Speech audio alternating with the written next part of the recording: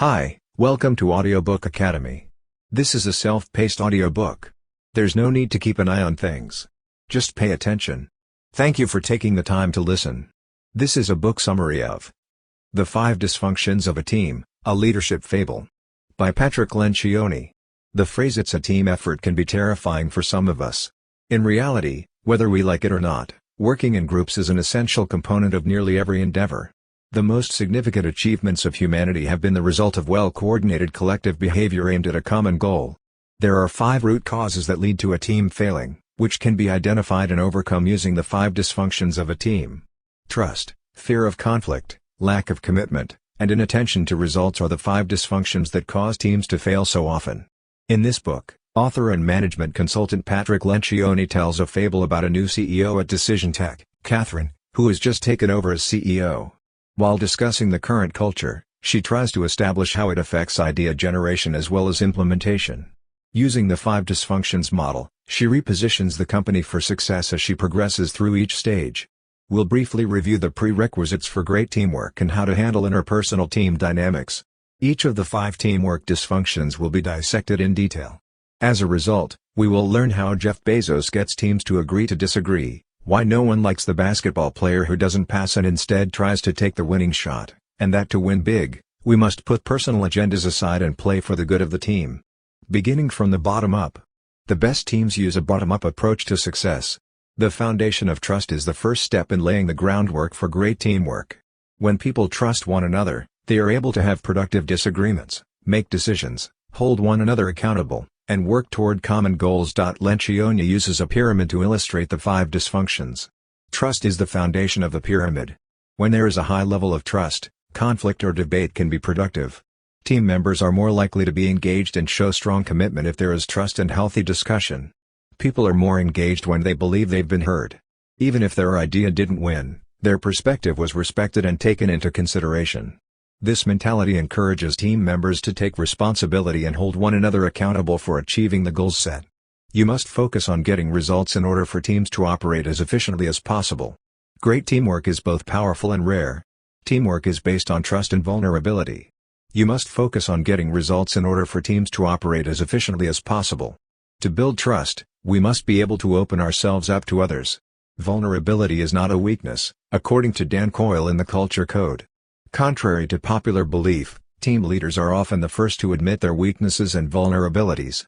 Transparency is a hallmark of high-performing teams because members are comfortable disclosing their flaws, mistakes, and weaknesses openly. Teams that lack transparency and operate in a competitive, cutthroat environment face serious consequences. It's common for team members to hide their weaknesses, avoid discussing sensitive topics, and avoid discussing personal issues. Members eventually become disengaged, put their own interests ahead of the team's, or become non-committed to the team's goals. Vulnerability-based trust is essential if we are going to be able to learn from our mistakes and capitalize on our strengths. When we establish open, honest, and supportive relationships with our coworkers, we automatically build trust. However, the real question is, who is the most vulnerable when it comes to being exposed? This is where strong leadership comes into play. Those in positions of authority are the first to speak. Start a meeting with a strengths and weaknesses exercise and discuss your own strengths and weaknesses openly as a leader. Leaders need to show trust to get trust. Catherine, the CEO of Decision Tech, reveals her flaws early on in order to build trust. As she discusses her past mistakes, she admits to being fired from a previous position. A leader's willingness to show vulnerability sets an example for his or her coworkers that it's okay to be vulnerable. Other team members may be more willing to admit a flaw as a result of the vulnerability domino effect, making them realize that it's okay to be honest and open with colleagues. Trust creates an environment in which people feel comfortable speaking out and raising their voices. As a result, team members are more willing to lend a hand to one another, allowing them to take advantage of the group's strengths, make up for its flaws, and avoid costly errors. As Catherine did, we can set an example and show that being vulnerable is not a weakness but a strength. We can only engage in healthy conflict once we have built a foundation of trust. It's time for teams to learn how to fight the right way. When members of a team have mutual trust in one another, they are more likely to engage in productive conflict, which ultimately leads to better decisions being made. How many times have you been afraid to speak up in a group because you didn't want to upset anyone? We have a bias toward seeing conflict as a bad thing from the get-go. Consequently, We avoid contentious issues, refrain from criticizing others, and walk on eggshells to maintain a semblance of team unity. But there's a problem with this approach. Stifling productive conflict is a goal of artificial harmony or getting along nicely. People tend to avoid problems by avoiding them. A lack of accountability and openness exacerbates the problem of problematic issues and behaviors. High-performing teams, on the other hand, speak up, engage in cognitive friction, and depersonalize discussions. Rather than getting bogged down in bureaucracy, they tackle problems head-on, come up with workable solutions, and solicit input from their co-workers. It's common for constructive disagreements to lead to the most productive outcomes. It's possible that we need to rethink what conflict is. In Lencioni's view, conflict is nothing more than a passionate search for the truth. He asserts, it's doubtful that team members are making the best possible decisions if they aren't making each other uncomfortable at times and if they aren't pushing each other outside their emotional comfort zones during discussions. We need to go one step further and encourage constructive conflict in order to be able to speak our minds without fear of rejection. Then, how do we go about doing this? Lencioni describes a leader who set new benchmarks for healthy conflict and made it the norm for team members to get out of their emotional comfort zone. There should be no fear of being rejected or judged, he said, and candid debate should be encouraged. Everyone on the team signed the charter and brought a copy to every meeting, which he wrote on a norms chart. We will address conflict-laden issues and not withhold commentary. You can conquer your fear of conflict by learning to accept discomfort. I don't think anyone ever gets used to conflict completely, writes our author. If something doesn't make you uncomfortable in some way, it's not genuine. The key is to keep doing it regardless. What is the significance of conflict? Without it, we'll run into the third problem with the team, a lack of commitment. Decisions made by teams that don't engage in open healthy conflict are not fully committed. This results in apathy and a failure to act on items that have been set forth. Healthy conflict leads to commitment. In order to be successful, a team must be able to make clear and timely decisions, even if they are not unanimously supported. Everyone in a team must agree to the team's decision, even if they aren't sure or even if they don't like it. The last time you were in a debate and didn't get what you wanted, think back to it. The fact that you lost the argument or the fact that you didn't feel heard was more upsetting, right? Not being heard leaves a bad taste in our mouths, especially during tense situations, and discourages us from giving our all to the team's goals. In Eric Schmidt's view, if team members are involved in the decision-making process and feel heard, they will continue to fight for the team even if they lose an argument. Decisions should be made in a way that ensures that all team members feel heard and valued. The simplest and most effective way to ensure that everyone on the team commits to a team decision, even if there is disagreement, is to instill good communication. Even if everyone believes they have been heard, we must still come to an agreement on what must be done. In order to achieve clarity and closure, our author recommends that leaders use the following methods. Asking if people are willing to take a risk might be a good idea. If Jeff Bezos can't get a team to agree, he tells them, "I know we disagree on this, but will you gamble with me on it?" This usually results in a yes, he said. Because of this, we can conclude that ambiguity is the enemy of accountability. As our author reminds us, great teams leave meetings confident that no one on the team is quietly harboring doubts about whether to support the actions agreed upon. Because of this, leaders must set clear, measurable goals. According to Catherine, by the end of the year, Decision Tech will have 18 new customers as an example of a specific goal. While total buy-in is required in order to be committed, so is a clear understanding of the task at hand. The team must have a clear understanding of each member's objectives.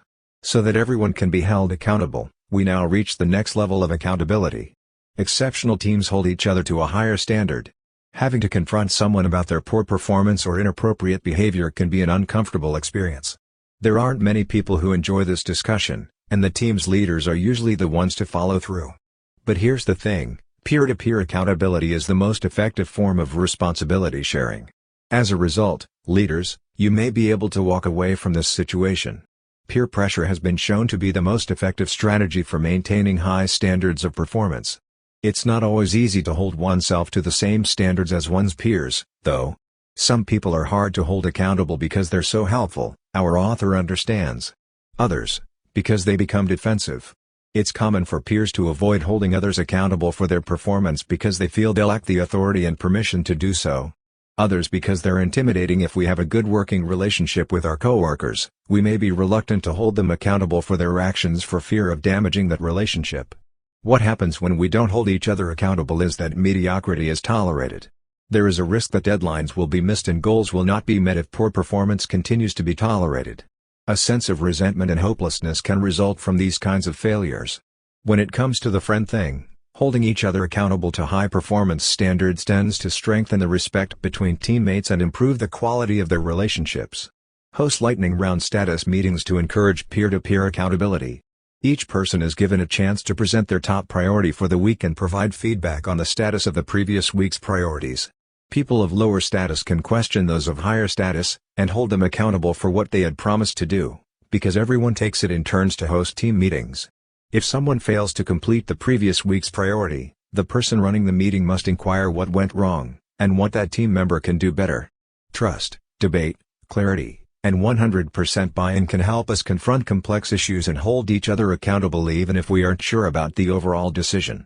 Results will follow if we follow this course of action. It is the only way to truly evaluate a team. How can a team's success be measured? According to Lencioni, the goal is to achieve results, but top-performing teams emphasize collective outcomes. What does collective outcomes mean to our author? We've all seen it, the basketball player who refuses to pass the ball to a teammate in favor of going for the game-winning shot to make a good show. Her husband is a basketball coach who had to drop the best player because he did just that. This player's ego made him want to take the big shot, even if it cost his team the game, and he was not focused on the team.